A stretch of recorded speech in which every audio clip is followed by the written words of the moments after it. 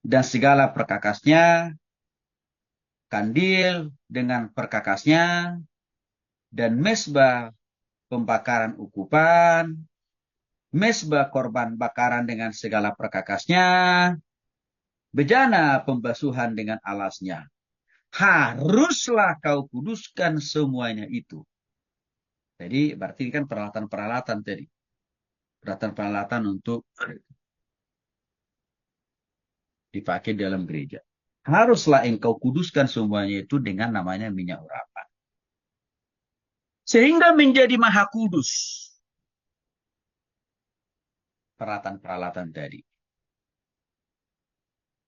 Setiap orang yang kena kepadanya akan juga menjadi kudus. Nah, jadi karena alat-alat tadi sudah dikuduskan dan disucikan, maka waktu peralatan-peralatan tadi disentuh oleh imam atau pendeta, maka ikut juga menjadi kudus. Termasuk juga waktu disentuh oleh jemaat yang dibaptis, oleh jemaat yang sedang ikut perjamuan kudus, menjadi kudus. Karena minyak urapan tadi. Bahkan engkau dikatakan engkau harus juga mengurapi dan menguduskan Harun dan anak-anak mereka. Kenapa anak-anak Harun juga harus dikuduskan lewat minyak urapan itu di samping Harun? Karena mereka itu memegang jabatan imam. Artinya mereka itu menjadi hamba Tuhan, pelayan Tuhan. Yaitu Harun dan anak-anaknya. Maka di sini komplitlah sudah. Hamba Tuhannya diurapi melalui minyak urapan sebagai tanda pengudusan dan penyucian, maka peralatan yang dipakai, tempat ibadah yang dipakai juga dikuduskan, disucikan oleh hal yang namanya minyak urapan. Sehingga demikian saudara menjadi berkenanlah di hati Tuhan semua itu, dan akhirnya impartasi, kasih kuasa, mujizat Tuhan bekerja dengan begitu efektif dan produktif. Selanjutnya, ayat ini juga mengatakan, dan kepada orang Israel, berarti ini bicara masalah jemaat nih, haruslah kau katakan demikian. Inilah yang harus menjadi minyak urapan yang kudus bagiku. Di antara kamu turun-temurun. Artinya, Tuhan sudah menentukan standarisasi, penggunaan, tujuan, kemanfaatan daripada minyak urapan itu sendiri. Maka diingatkan bangsa Israel supaya mereka paham dan mengerti fungsi, tujuan, peran dari minyak urapan ini. Dan ini kamu terus harus ajarkan kepada keturunan-keturunanmu berikutnya. Ladilah sekilas tentang latar belakang dari minyak urapan kudus. Saudara-saudara. Nah, pertanyaan lanjutannya. Dari mana sih bahan baku dari minyak urapan itu sendiri?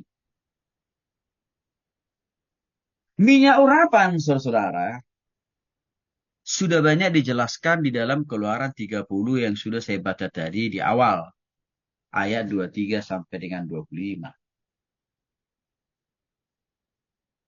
Tapi karena kita bicara hari ini saat ini tentang bahan baku minyak urapan, maka saya akan fokus di Keluaran pasal 30 ayat 20 sampai 35. Ambillah rempah-rempah. Ini saudara ini. Pilihan. Berarti bahan bakunya pertama dari berbagai rempah-rempah yang terbaik. Karena pilihan kan. Yang berkualitas. Tidak boleh sembarangan. Apa saja itu? Mur. Tetesan 500 sikal. Dan kayu manus yang harum setengah dari itu. Setengah dari 500 sikal maksudnya. Yakni 250 sikal. Dan debu. Dan tebu. Yang baik 250 sikal pula. Dan kayu teja 500 sikal. Lalu ditimbanglah itu menurut sikal kudus. Bahan baku yang lain. Minyak zaitun 1 hin. Haruslah kau buat semuanya tadi, campuran-campuran, ya, mur, kayu manis, ya, tebu, ya, kayu teja. Setelah ditimbang, dikatakan di sini, saudara, ya, haruslah kau buat itu menjadi bahan baku minyak urapan kudus. Suatu campuran rempah-rempah yang dicampurkan dengan cermat, berarti teliti nih. Ukurannya tadi jelas ya Bapak Ibu ya. Proses pencampurannya juga ada aturannya. Nggak boleh salah-salah.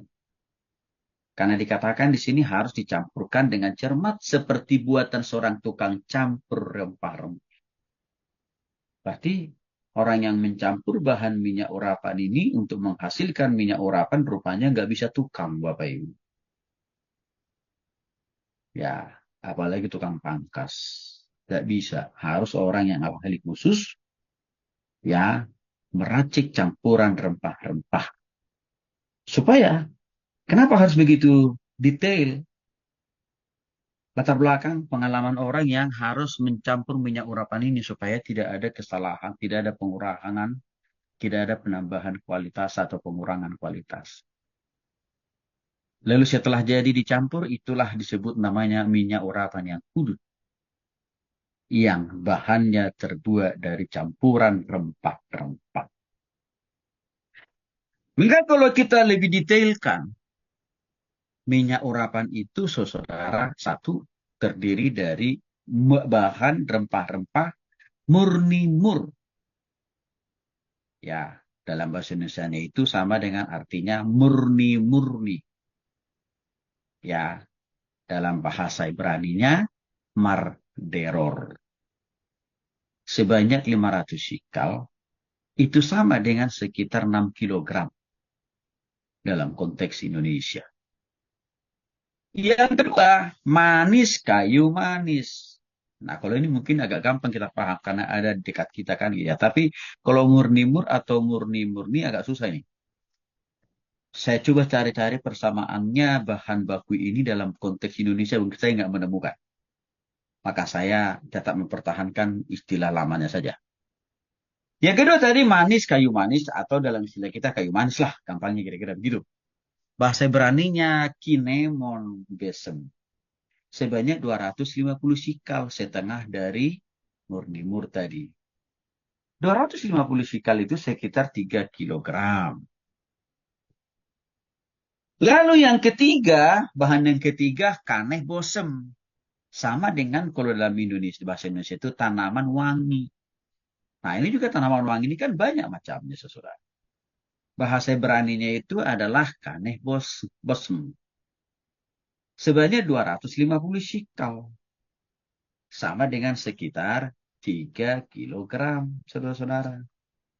Yang keempat, ada jenis kesia. Ini sejenis kayu manis juga rupanya nih. Yang memiliki aroma yang khas. Bahasa Ibrani daripada kesia ini adalah kidah. Sebanyak 500 sikal, sekitar 6 kilogram lah itu kira-kira. Dalam konteks kita di Indonesia. Lalu yang kelima ada bahan minyak zaitun. Dalam bahasa Ibraninya adalah semen zait. Sebanyak 1 hin. 1 hin itu sama dengan sekitar 5 liter. Ya, saudara. Nah inilah ragam atau macam jenis-jenis dari bahan minyak urapan.